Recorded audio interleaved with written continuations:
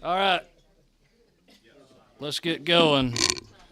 I'm going to call on Representative Byrd to open us up in a word of prayer real quick. You number 4. Yes, I am. Thank you, Mr. Chairman. If we all bow our heads. Dear Heavenly Father, we thank you for this incredible day that you've given to us. We thank you for all that are here to hear bills. May we have wisdom, understanding, and knowledge as we vote on these bills that are before us. We thank you for all that you do, all that you are. Keep everyone safe as they return home this evening. And all these things we ask in Jesus' name. Amen. Amen. Thank you, Representative Byrd. I want to recognize Superior Court Judge Harris from over in Cobb County. Good to have you with us 2 days in a row. I think you were here for the day before last. Incoming president of the Council of Superior Court Judges. And then we also have the current president of the Council of Superior Court Judges, Judge Burt Guy from the Brunswick Circuit. So... Oh, he's Secretary of Treasurer. Well, number 1 in our hearts. But before we get to any of the other business, I'm going to make a motion to this committee that we name Judge Burt Guy the Judge of the Year from Judiciary Non-Civil. He has been with us more than any other judge. I got a move and a second. Any discussion on the motion? All those in favor say aye. All those opposed, don't want to hear it. Thank you. Congratulations, Judge Guy. Thank you so much for being with us. All right, let's move along here. I'm going to add the Senate bills that we heard in subcommittee to today's agenda at my discretion, as you'll note on your agendas. First bill I'm going to call Senate Bill 83. And I think Chairman Leverett's going to present for Senator Jackson. Yes, Mr. Chairman, if I may, I hated, since Senator Jackson was being very kind to let us do unspeakable things to her stalking bill, I hated to make her stay here off the floor as well. So in subcommittee, we heard testimony from Dan Snipes and Mr. Potter, and I wonder if I could invite them to come forward and then just...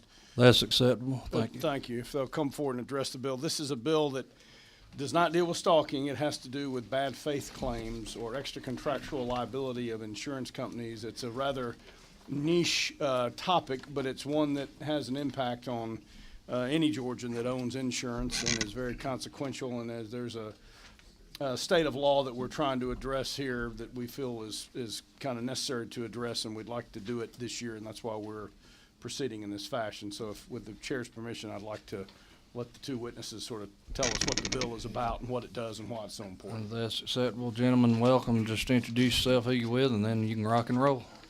I'm Dan Snipes. I'm an attorney in Statesboro, and I represent the Georgia Trial Lawyers Association. The changes that you have before you to 91167.1 are to clarify when an insurance company is attempting to accept a settlement offer, and we're trying to provide clarity for that circumstance so that the insurance company doesn't find itself in a position where they could be exposed to extra contractual liability. We've gone through, and the primary provision in this bill is to provide a safe harbor that if the insurer does certain things, then it prevents there being a claim against them for extra contractual liability. There are lawyers who are sending demands that are very difficult, if not impossible, for an insurance company that wants to accept to be able to meet conditions in there. And what we're trying to do is address those types of setup letters that try to catch an insurance company and put them into a position where they have exposure to extra contractual liability. So that's what the bill does, and it makes some changes in some timing provisions and trying to clarify what are material terms and specifically to set up this safe harbor. So we've worked on it very hard, and it's a compromise that's agreed to by the trial lawyers. And I would say, amen. I mean, I'm Bobby Potter, and I represent State Farm Insurance Company here. And on this day, I'm speaking on behalf of a number of folks in the insurance industry. We have sat down together several times over several hours to go through this process. We have had practitioners on both sides sitting down together to get into the weeds of this to make sure that lawyers can professionally handle cases on both sides and respond in a professional manner. And that's what this is trying to address, and we think we've gotten there. So we would appreciate your support. All right, thank you. Full disclosure, State Farm's the chairman's preferred insurance company, and That's a good mother thing. used to work at State Farm, so just full disclosure there. Thank you. And thank Mr. you, Chairman, I Dan. want to thank the parties, not only these two gentlemen, but many other lawyers and insurance agents and insurers who all kind of came together and worked assiduously on this and over a long period, basically all session, to try to get this ready. And so, Mr. Chairman, I don't know if the defense bar and the plaintiffs bar agreeing is one of the four horsemen of the apocalypse biblically, but it would be in a modern text, I think. So we appreciate them. Thank you. Good point there, Chairman Leverett. Okay, any questions from members of the committee? All right. Yes, number 14. Motion at the appropriate time, Mr. Chair. I'll take that motion now. Motion. Motion second, do pass. Any amendments? Seeing none, all those in favor of the passage of Senate Bill 83 as amended, say aye. Aye. All those opposed, same sign. Congratulations. Thank you. Thank you. We're on the rules. If somebody has a form for me. Oh, gosh. All right. Next up, I'm going to take Senate Bill 10. Senator Jones, good to have you back with us. Thank you, Mr. Chairman. Apologize for having missed the previous meeting, but I did have a medical emergency at my family. Sorry to hear that. Your brother, he's in our prayers. Thank you. Yes, sir. Go ahead. Tell us what you got. Senate Bill 10 is a bill that gives law enforcement additional tools in dealing with those that are out there drag racing land tracks and creating disturbances in our communities. Specifically, over on page 2 of this bill, it identifies anyone who is knowingly present and actively facilitating an exhibition of illegal drag racing becomes subject to the penalties enclosed in this legislation. That's pretty succinct. Yes, So yes, sir. I want to thank you for your service to this committee a few years ago. I think this same bill may have been a vehicle for some other good purpose legislation. So was. thank you for letting us hitch a ride with you. Number 14. Motion at the appropriate time. All right. Any discussion? Nobody signed up to speak on this, were they? Okay, y'all must be getting tired. Must be getting close to happy hour. Okay, think I heard a motion and a second. Move to pass in a second. Any amendments? Seeing none. All those in favor of the passage of Senate Bill 10, say aye. All those opposed, same sign. Congratulations, you're on the rules. If you've got the form, just get it to me and I'll sign it. I will. Thank you, Mr. Chairman. Yes, sir. Members of the committee. Congratulations. All right. Let's see. Next up, SR 616, Senator Steele, the man with the window pane suit. Thank you, Mr. Chairman. Committee, friends.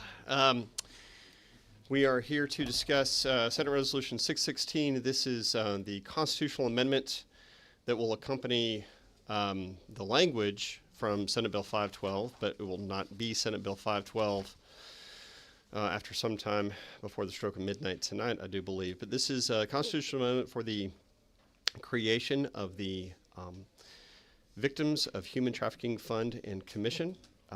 This is different than Safe Harbor, which is for minors only. This is for all victims, all ages, and it is funded through redirecting civil forfeiture dollars. So it will not be any tax dollars whatsoever. And this has widespread support. Many of you have probably heard from the various NGOs in this arena, as well as various governmental agencies and offices within this building. So before you is what the constitutional amendment language would be, lines 30 through 35, and I'm happy to take any questions. Okay, thank you. Number 13, Chairman Jones. Thank you for this bill. Question I have is civil forfeiture. You talking about any kind of civil forfeiture? Convicted civil forfeiture during the act of trafficking a human for sexual services. Okay, all right. It's not Any other? No, sir. Okay, gotcha. Thank you.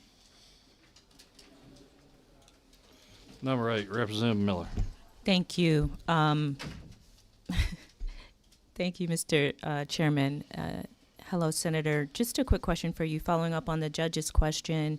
Do you have a sense of how much is forfeited, let's say in a year, in connection with human trafficking criminal cases? Just trying to get a sense of the sufficiency of that being the only source of funding for what sounds like a really great idea and program. We don't. There's really no way to capture that because it can cross certain lines, so it's going to require a lot of input and help from prosecuting attorneys' councils, DAs across the state to be able to speak to that. They did participate in drafting the SB 512 language, but since we're not carrying that through this committee, I can't speak to that specifically. I have a copy if you'd like to look at it. But essentially, and I would ask Mr. Skandalakis if he had any data to back that up. But no, there was not an analysis on how much that would be. Honestly, I hope it ends up at zero. I hope that what this does is it tells traffickers that we're closed for business and that we can help our victims, through Safe Harbor and other ways, or our NGOs. We're just trying to find another method to be able to redirect those dollars for support services. And just a follow-up, Mr. Chair. I have no sense of how much that would be myself, but has there been any discussion, one, on how the fund would be administered? Is it like crime victims, the sort of crime victims fund that we are all accustomed to? And then secondly, if there is not sufficient funding for the program through forfeitures, do you think that part of our surplus could be used to fund this program?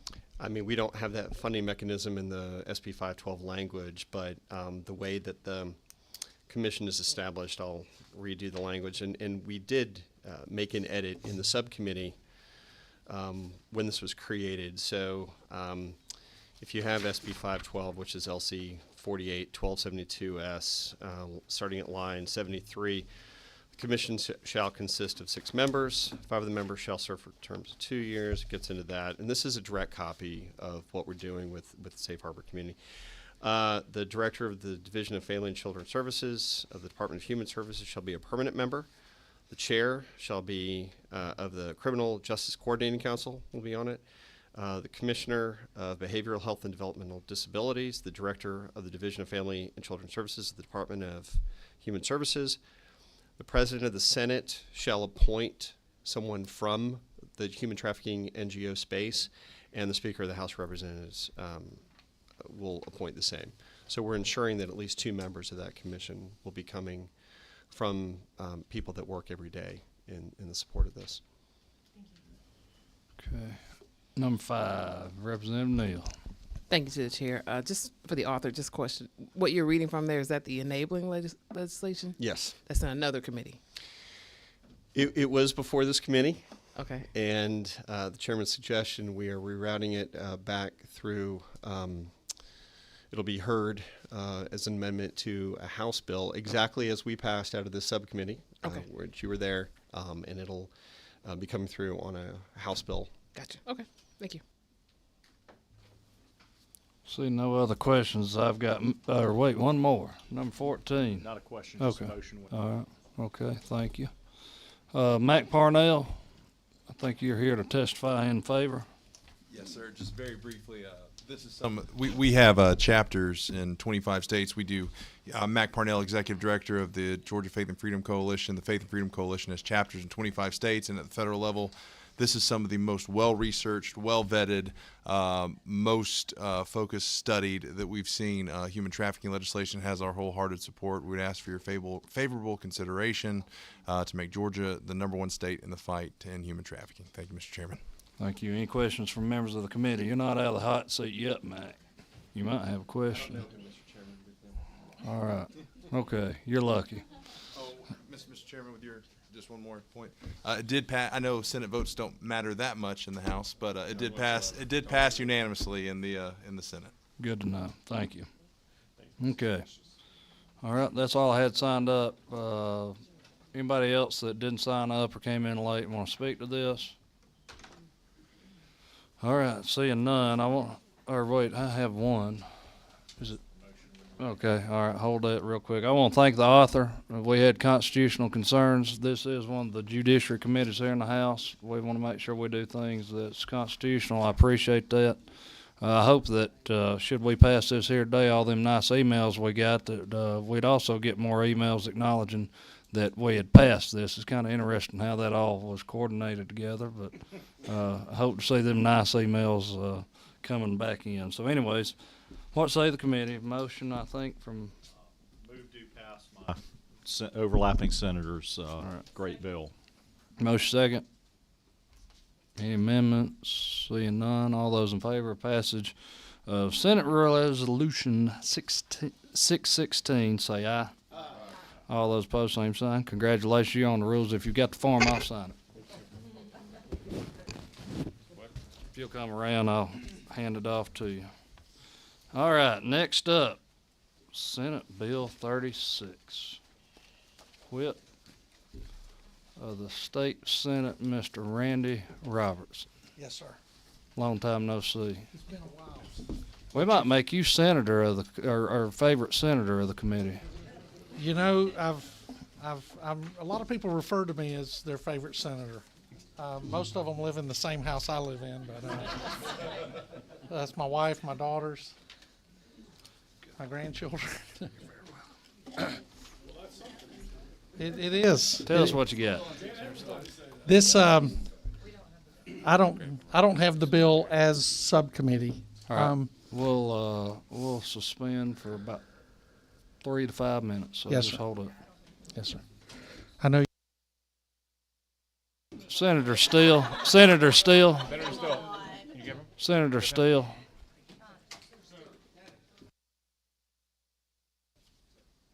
Who's carrying that bill for you, or that resolution? The amazing Representative Jefferson. Okay, Representative Silcox, thank you. We'll suspend for 3 to 5 minutes until we get that language in front of us.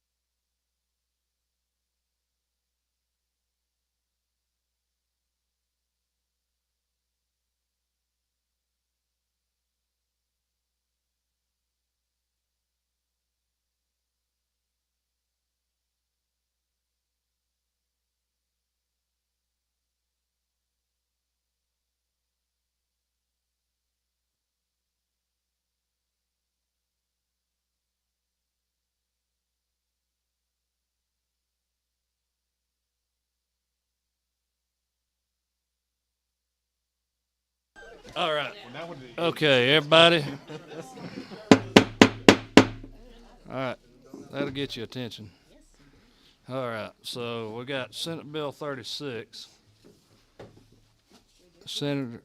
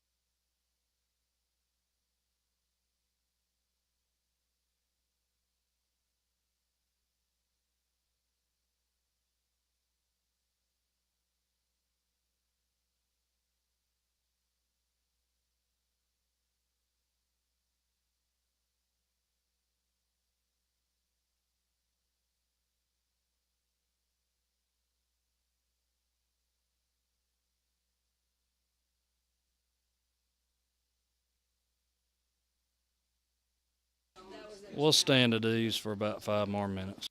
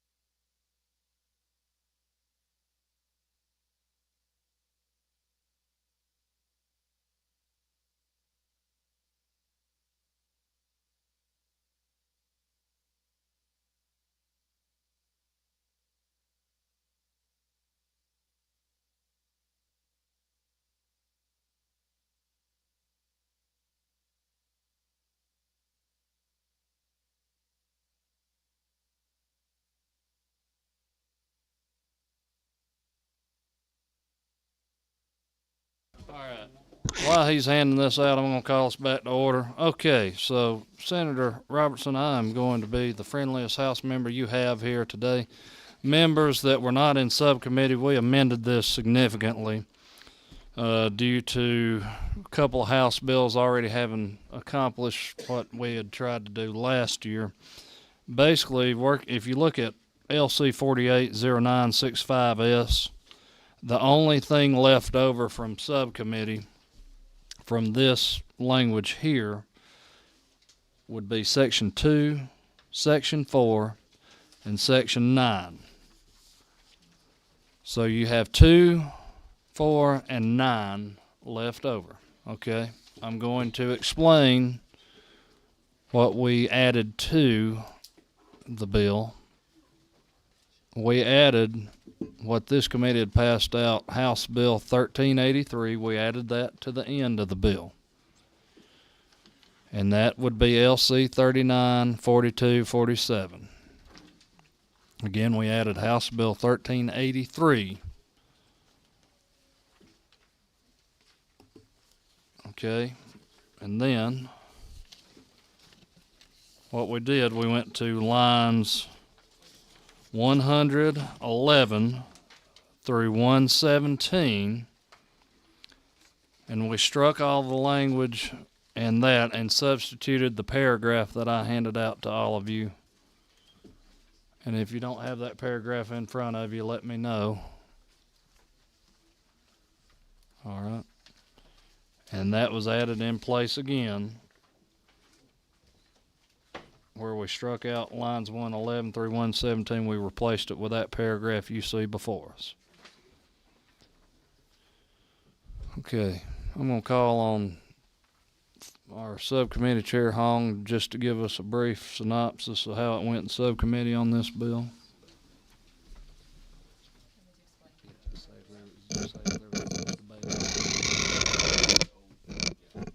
Thank you, Mr. Chair. Yes, so we heard different testimony about 4, I think, witnesses that we heard from, and we had passed, I believe, 3 or 4 amendments explained just right now by Chairman Smith.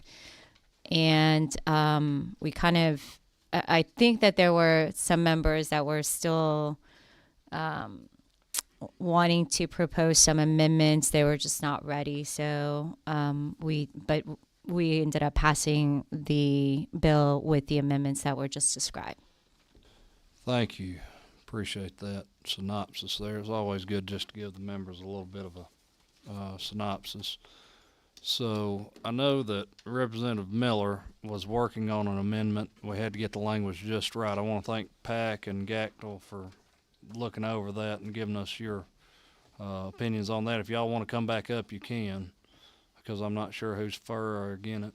But I know there's an amendment that will be coming. Any discussion on the bill, though, as it came out of subcommittee? Yes, Representative Neal. So you're saying, is there any questions to the bill out of subcommittee, newly amended? Yep. Correct. I just had a question about line 66. Which number are you over there? I'm number 5. Okay. Line 66 in the House Bill 1383, which was added to 36. I'm just getting clarity because this is the detaining bill, and then this adding law enforcement officers employed or appointed as peace officers and then giving them deadly force. I guess I don't remember that being in, because we were just giving them detainment powers. Does line 66, when we say or appointed as peace officers, are we now giving them? And if I'm wrong or misinterpreting that, please. I'm going to call on Vice Chairman Reeves just to kind of explain. My understanding, Vice Chairman, that this was the same version that passed out of committee before. Okay.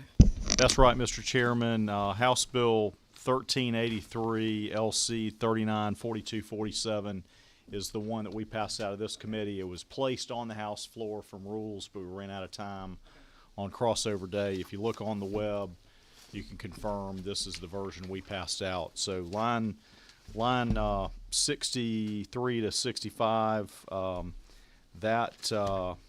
first of all, the deadly force provision, that's in current law, but the provisions above that, 57 to 65, as you may remember, the state officials, you have to have a state official invite in the federal officials either for an emergency or for a task force, and then they can revoke that at any time during the work. But this basically codifies what they have long done. It's necessary due to the repeal of citizen's arrest.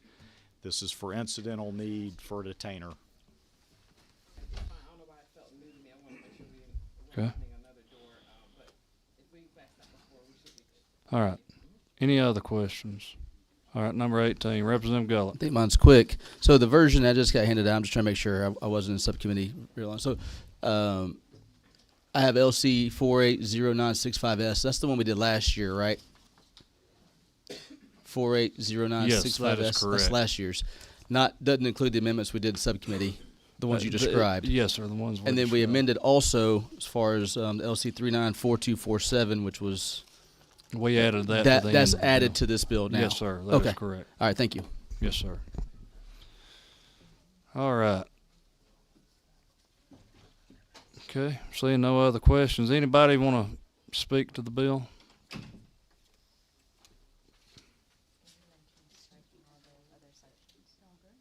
Number 14. Juliana McConnell of Street Grace confirmed that they are for the bill. Somebody mentioned they're for it, but she was here. I just want to pass that on. Well, thank the Lord for it. Thank you. All right. Anybody else want to testify to it? There may be some testimony on the amendment that I think may be coming. So anyways, what say the committee? May do pass in second. I believe there's an amendment that I've heard rumor of. Representative Miller. Yes, thank you, Mr. Chairman. I do have an amendment, and it's typed out, so I'll just pass it around. But essentially, what I'm proposing after listening to the testimony and speaking both with PAC and with GACTL, who were consulted about this amendment, is the following. That we apply the enhanced, I'm just going to describe it first and then I'll tell you the language, but that we apply the enhanced sentencing scheme that the author has prepared only as it relates to a house of prostitution, and leaving the remaining subsections relating to pimping and pandering as they are in the code. And the rationale for that is that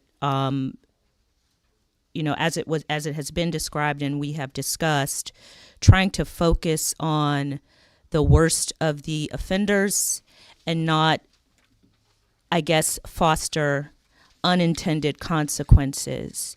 Understanding that once we make many of these traditionally misdemeanor offenses felonies, that it will have impact not only on our criminal justice system, our DA's offices, but also on the management of our sex offender registry, which is wrought with challenge, in my opinion, underfunded, undersupported, and really just trying to keep up with some of the worst offenders.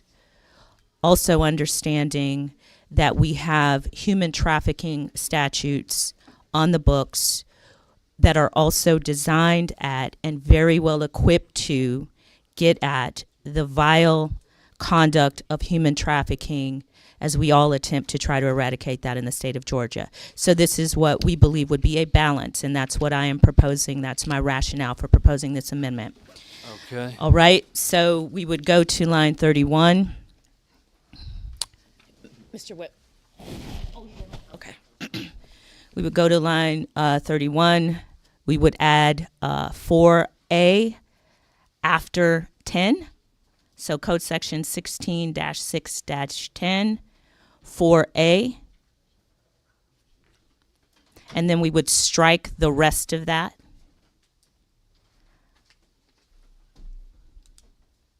Up to line 35.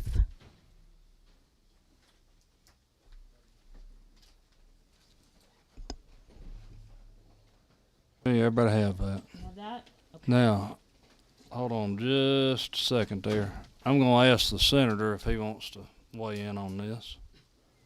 I appreciate the work. This proposal was brought to me earlier today by Gactel in my office. And at that time, I think when she came to we had a discussion, and then she came to the committee and testified at the beginning of her testimony that we had a great meeting, but we did not agree. Because a house of prostitution is a very, very minuscule part of the prostitution rings, the sex trafficking rings that run on the streets and behind the bars and the clubs in the state of Georgia. Primarily, these individuals, these victims, are driven around. They're dropped off. Either they're dropped off to those who are out soliciting, those panderers, in order to be trafficked, or in many cases they are dropped off in undercover law enforcement operations where they, along with the pimp, and are arrested and taken to the jail. It's 3 to 4 years that we've been working on this, and I think to do this part really lessens the ultimate goal of what the legislation was. That being said, I understand that I'm at the will of the committee, and I respect the committee process, but I respectfully ask that the amendment not be added and that the language not be stripped from the legislation. May I ask a question Yes, of the ma'am. author? Oh, I'm sorry. Can you tell me why human trafficking could not be used to prosecute the scenario you just named? Well, I think in many cases, human trafficking, there are a stretch, and you were talking about overwhelming the DA's office and some of the other cases. Sex trafficking is usually an organization, a business, if you will, of running. A lot of times the individuals that we've encountered were just individuals with abusive boyfriends or others were, they were basically their girlfriend, and I use very heavy air quotes in that, was taken out around town to different places throughout the day and sold in order to make money, either to prevent her from being continually abused beyond the sexual abuse, to pay the rent, or to buy drugs or whatever. And that's what we would go into, and I understand that every circumstance is not the circumstances that I encountered. But there would be many nights that we would go out and we'd arrest 40 or 45 females who were being carried around town through social media or whatever and dropped off individually. And there was no necessarily organization. And while I like the sex trafficking legislation that come through, I believe that focuses more on the bigger organized groups such as gangs and things like that participate in it, and it allows some of these things to fall through the cracks. But the ultimate predator in this game is the man who's out there buying.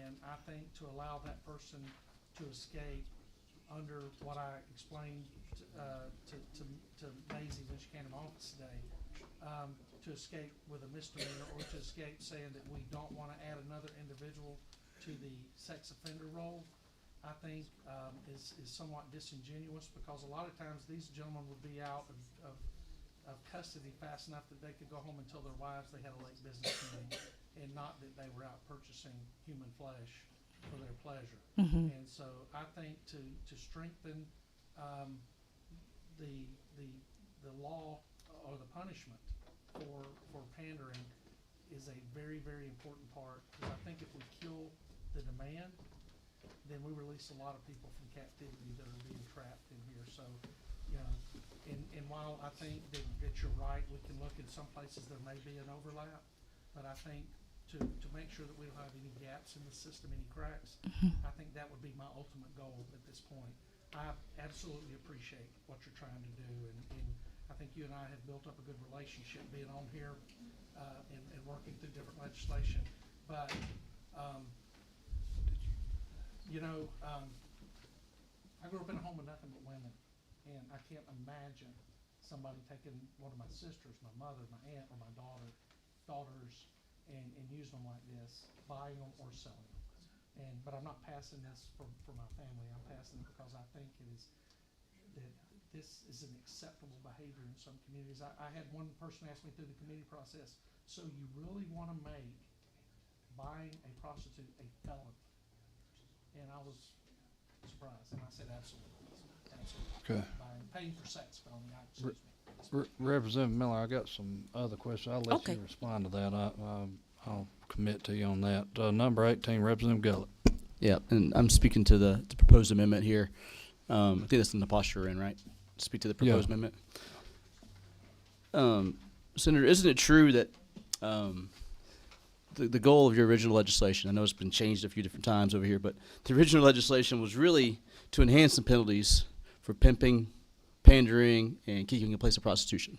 That is absolutely correct. And so with this amendment change, it's basically just keeping the penalty for what, as far as you understand it? From what I understood, it would continue the penalties as the same for those, and keeping the house of prostitution would be the focus. Right. So I wouldn't say, would you categorize that as nearly gutting the proposed bill that you're doing? Yes, sir. I think we're taking the wheels off of it and parking it behind the house. Yes, sir. Yeah, thank you.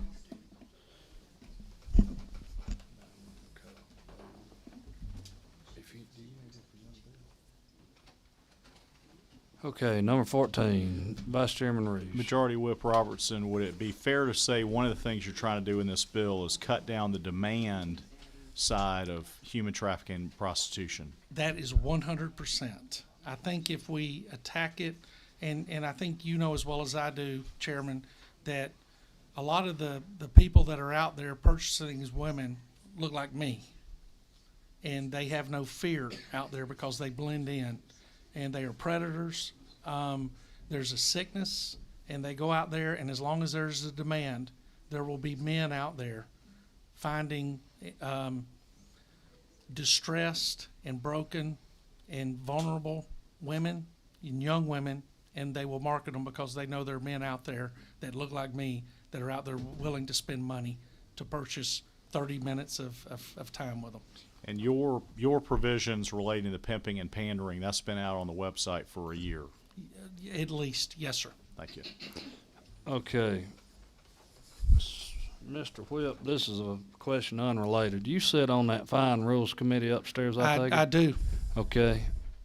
I need a little bit of help from you. I've got members sitting here that need to get their bills out of rules. Yes, Could you somehow, with your stature and status over there, try to get us moved to the front of the line so I can have a quorum and have members get their bills out of the Senate? I'll absolutely go in there and make that request when I get there. Okay, we're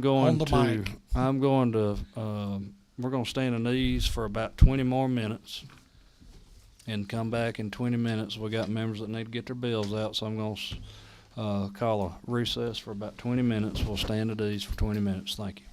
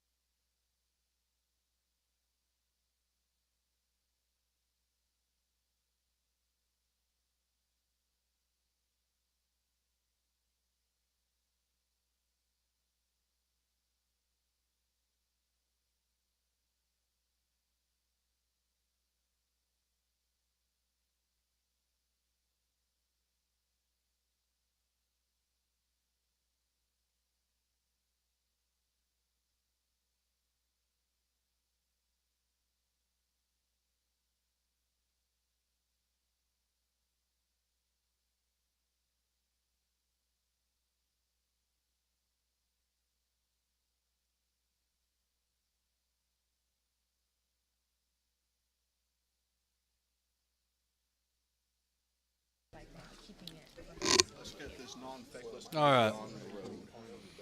Everybody come back to order. We've got the senator. Senator, you need a water or something? No, sir. It's ironic you bring that up. Y'all passed out Senate Bill 10 earlier. I have Callaway Blue water delivered to my office because it's in my district and it doesn't have salt in it like the other water that we drink around the Capitol. Right. But the guy that delivers for me could not deliver for me this week. It'll come on Friday because sadly he was watching a street race, illegal street race in LaGrange, Georgia this past week and was inadvertently killed. And so the timely manner of y'all coming up with Senator Emanuel Jones's bill, Senate Bill 10, I think is really a testament to the things that we do up here that really happen outside of this building that a lot of times we don't appreciate. So I really appreciate y'all supporting Senator Jones on that. But Callaway Blue is good water and it doesn't have salt in it. All right. Representative Miller. Okay. I didn't finish my amendment, so I'm not sure if we should if I should do that first and then get back to the discussion or pick back up on the discussion. Your amendment. Okay, thank you. So, understanding, just so this is clear, because we've had lots of talks and it might be getting confusing, I am proposing that the enhanced penalty that Mr. Whip has offered for all pimping, pandering, and house of ill repute only apply to house of ill repute, and that our code remain the same as it relates to pimping, prostitution, and pandering. So with that, we would add a 4A after 16-6, starting over line 31. After 16-6-10, add a 4A, strike everything down to line 35, and keep A and B. Turning the page at line 48, we would add a period after court and add the language, if a judge departs from the mandatory minimum sentence, any such order shall be appealable by the state of Georgia pursuant to Code Section 5-7-1, which would make this departure provision consistent with other departure provisions in our code and was suggested by PAC. We would then strike lines 49 through 62.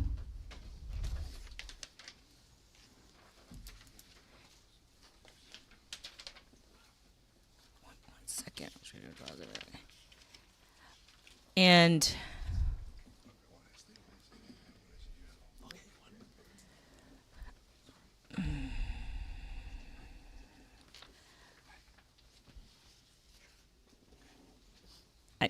I'm just going to go ahead and propose it, and so this is a slightly different change from what I typed up for y'all, but it's simple.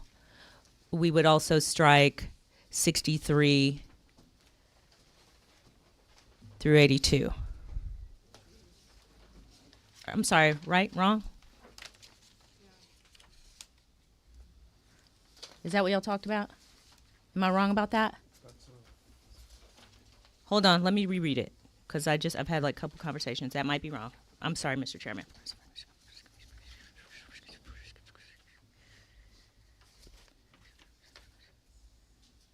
Okay, I withdraw that last part. We would stop at 62.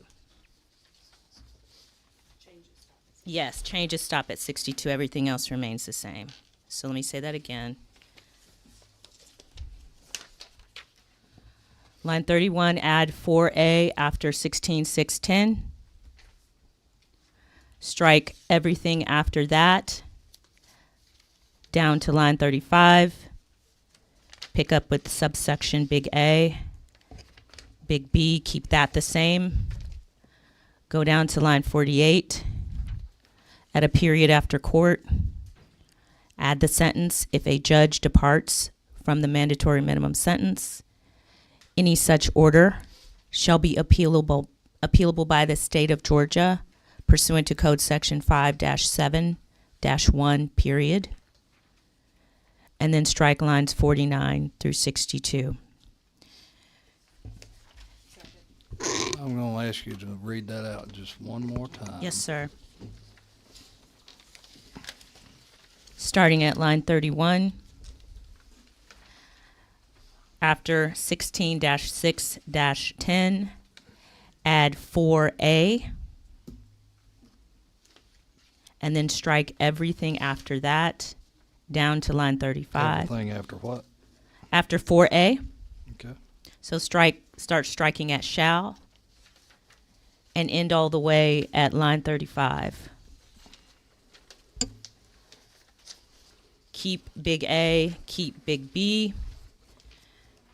Go to line 48. Add a period after court.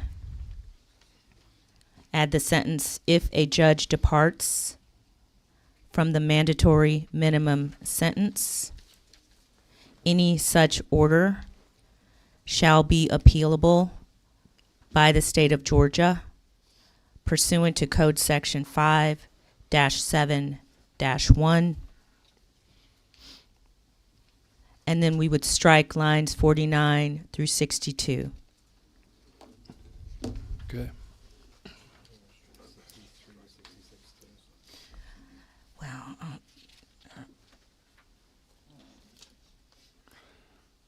All right. Number 16, Secretary Crow. Yeah, just after, on line 31, after 4A, would that, since we're going to have the big A subparagraph, would there be a colon? Yeah. Okay. Yes, I'm sorry, colon. Thank you. I wasn't sure because on your sheet here it said take out the big A. I wasn't sure what we were doing. So. Yeah. Don't worry about that. You're right. Number 13, Chairman Guy. Thank you, Mr. Chairman. Just for clarification, on line 48, you would also strike or? Yes. Okay. Thank you. Thank you, Mr. Chairman. Okay.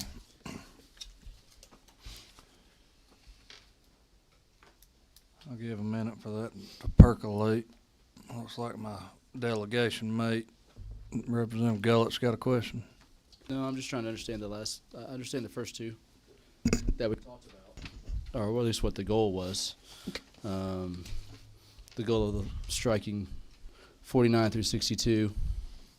I guess it relates to paragraph B1, and it's or something. I'm not sure. What's the purpose of striking 49 through 62? Representative Miller, you want to respond? Hold on 1 second. I think you might be right.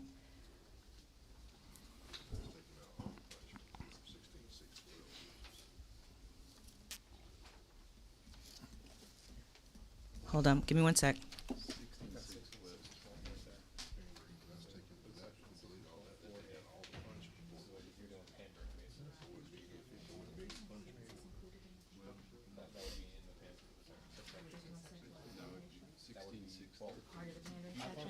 Okay. As the bill is right now. Yeah, you're right. So let me explain. I'm sorry, I have to look at the.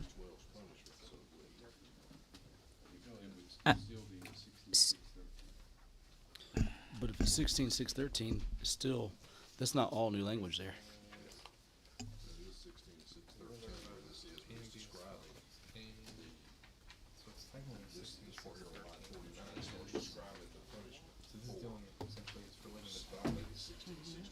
That's within 16.6.13. And then it's setting back to 16.6.12, which would be Code Section 612 4A. That's all pandering. Yeah. Okay, so then it should be. I think, I would think you'd strike everything down to all the new language. All the way down to 66. Oh, I would argue you don't put some Yeah, because really, I mean, I could see putting it back to the way it was. It depends on what you want pandering. If you want subsection that is all for pandering, or the kind of you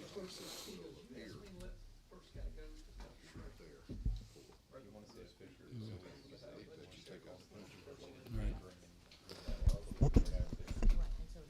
Yeah, so I'm gonna come back real fast. Yeah. If we remove 16612, the punishment for which is in current law today. I know that the judge is saying this is 16613, but there's actually language today in 16612 specific to that we're striking.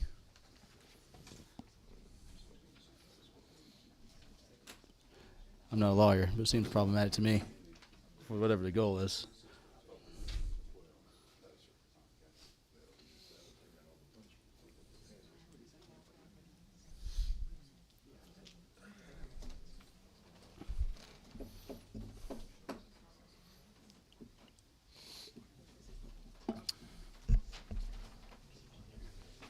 So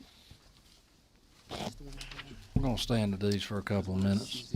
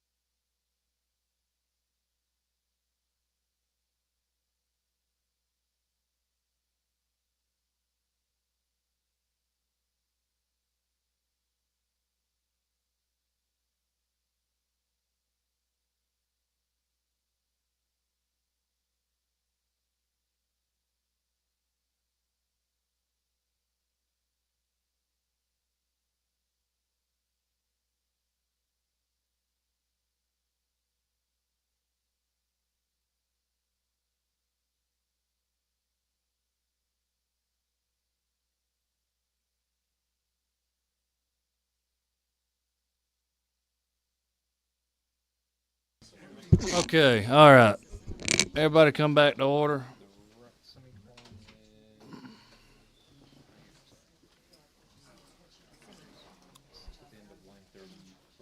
All right. Did we want to take another crack at explaining the amendment? Okay, go ahead. I'm ready. All right, Representative Miller. Okay, trying this again. Same goal. But we want to make sure that the codes that we are not changing simply revert back to their original sentencing structure. So the proposed amendment is this. At line 31, we would do 4A after 10. At the end of 33 would be under the imprisonment imposed by some probative period, and then you have your new sentence there. Remember? Oh, I'm sorry. This is the keeping place of Keep that place. prosecution Sorry. No. Right, so what are you saying? So you're saying the second or subsequent offense, right? No, we just want to go straight here. We want to go straight here. Okay. So, okay. On line 31, 16.6.10, which is keeping a house of prostitution, which is the only section that we are changing in this amendment. The rest of the code will go back to the way it was. So for 16.6.10, after 10, 4A, colon. Then we go, we strike shall be punished for a misdemeanor down to 33. We leave code section 16.6.9 shall be punished as a misdemeanor. We leave code section 16-611 4A. We don't mess with that because that's already in the code. So we want the code to stay the way it is. We move subsection A and B up so that they become the enhanced penalty for 16-6-10. So lines 36 through lines 48 go up under 16-6-10. At the end of 48, we would add a period after court, strike or, and add the sentence. If a judge departs from the mandatory minimum sentence, any such order shall be appealable by the state of Georgia pursuant to code section 5-7-1. After that, because we are 16 at line 49, where we're talking about 16-6-12, that's pandering. We do not want to make any changes to the pandering section. So 16-6-12 would revert back to the way it was originally. So we would undo the lines, I guess the strikeout language at 50 through 52, and then we would strike on line 52, guilty of a felony and shall be punished by a term of not less than 1 nor more than 10 years. So reverting back. And then we would go to line 55. We would want to revert back to the original code, and therefore at 56, we would add a period after years, 10 years, and the new language starting at and at the end of 56 would be stricken all the way down to 66. So we are reverting 16-6-12 to its original state in the code. Keep reserved at 66. Then we would go to 67. 60 lines 68 through 69. And we will revert that back to the way the code was originally written. striking victim of sexual exploitation 4A.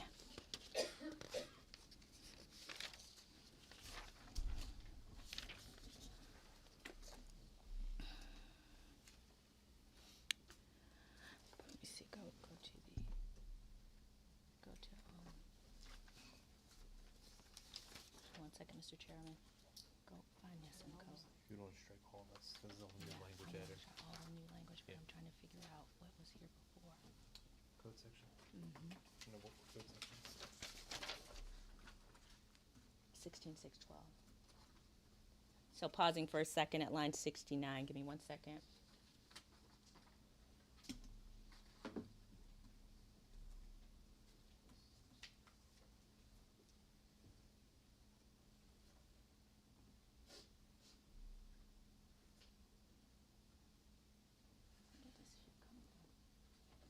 That's the penalty section.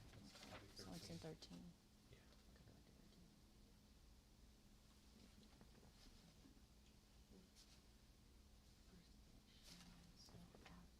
If you want to remove the if you want to revert it back to the original language, Yes. you don't pandering. Yes.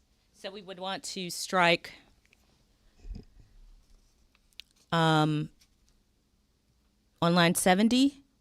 We want to revert back to the original language in the code.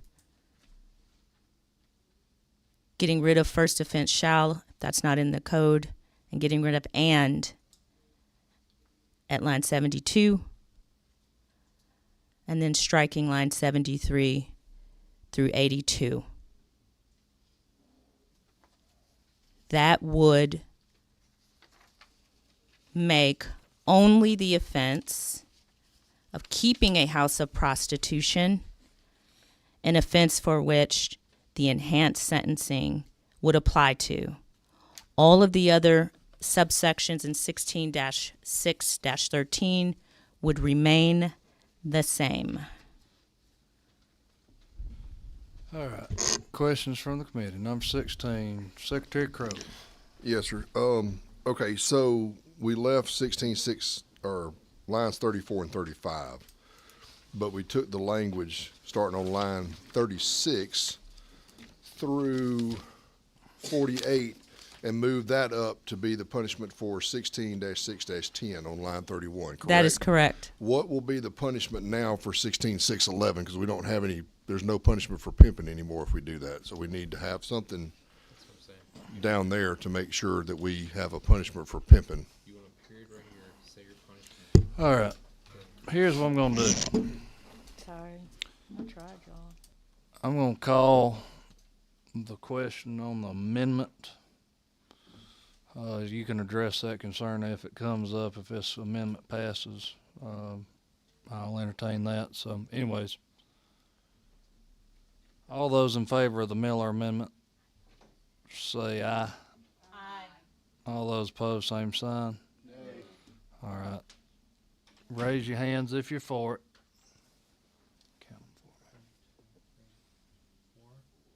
me. All right. Those opposed? 1, 2, 3, 4, 5, 6. Okay. Amendment fails. All right. Any other amendments? Okay. I'll call the, we're already in posture to pass, Mr. Chairman. So, seeing no other amendments, all those in favor of the passage of the bill as amended in subcommittee, say aye. Aye. All those opposed, same sign. No.